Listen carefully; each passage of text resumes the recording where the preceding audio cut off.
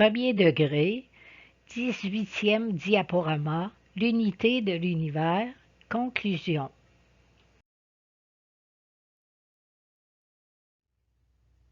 Quel principe se dégage-t-il de ces lois?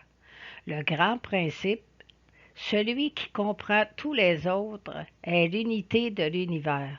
Tous les éléments qui le composent s'interpénètrent, agissant les uns sur les autres, constituant un immense organisme dont l'activité d'une partie est nécessaire à l'activité de celles qui la suivent.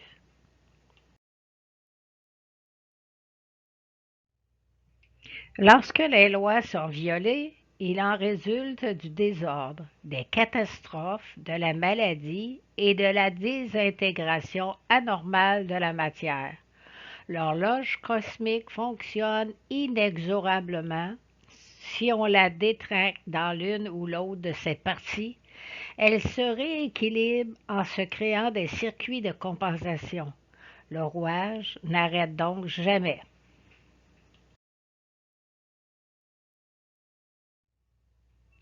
L'homme a un rôle à jouer dans le cosmos. Il est libre de le bien ou de le mal jouer. Mais il n'est pas libre de violer impunément les lois sans subir les conséquences. Ces conséquences sont tragiques. L'organisme se détériore, le système nerveux se déséquilibre et, ce qui est plus grave, l'âme n'évolue pas.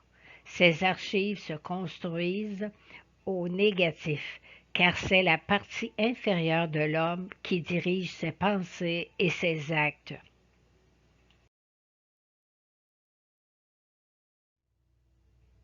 L'âme atteint. Son plan de vie ne se réalise pas. Et de plus, on l'alourdit d'un psychisme résultant des archives négatives. Réalisation de l'homme qui viole les lois cosmiques et divines. Ces lois que l'homme doit respecter sont les mêmes qui régissent le grand univers. Chacune réagit en chaîne sur les autres et aucune ne peut déroger de son plan sans provoquer des troubles plus ou moins grands selon l'ampleur de la loi et la profondeur de la violation. Conclusion. Ces 12 lois font évoluer sûrement.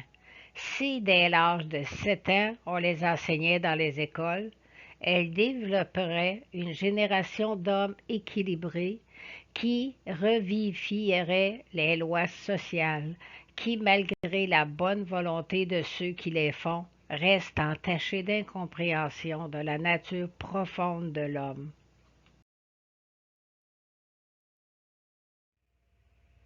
Les lois cosmiques sont des lois immuables. L'homme doit développer chacune de ces lois jusqu'à 100% pour évoluer sur tous les plans.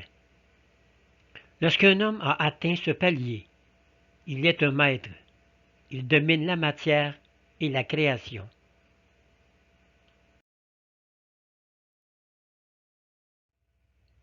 Les lois cosmiques sont celles qui respectent les lois de la nature, et les lois divines sont celles qui respectent les lois de Dieu.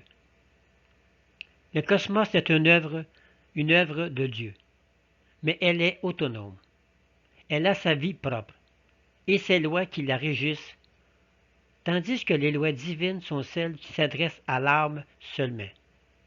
Les lois divines sont aussi des lois cosmiques, mais à un degré supérieur. Les lois cosmiques sont des lois immuables.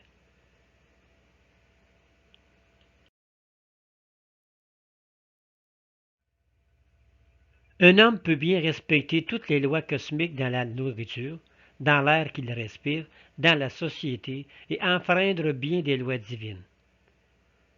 Un autre peut respecter toutes ou presque les lois divines et violer à cœur de jour les lois cosmiques. L'idéal de l'homme, pour une évolution équilibrée, est le respect des deux lois. Donc c'est la mise en marche de toutes les énergies. Plus il y a d'atouts dans une entreprise, plus il y a de chances que l'entreprise réussisse. Plus les atouts sont supérieurs, plus la réussite aura de valeur.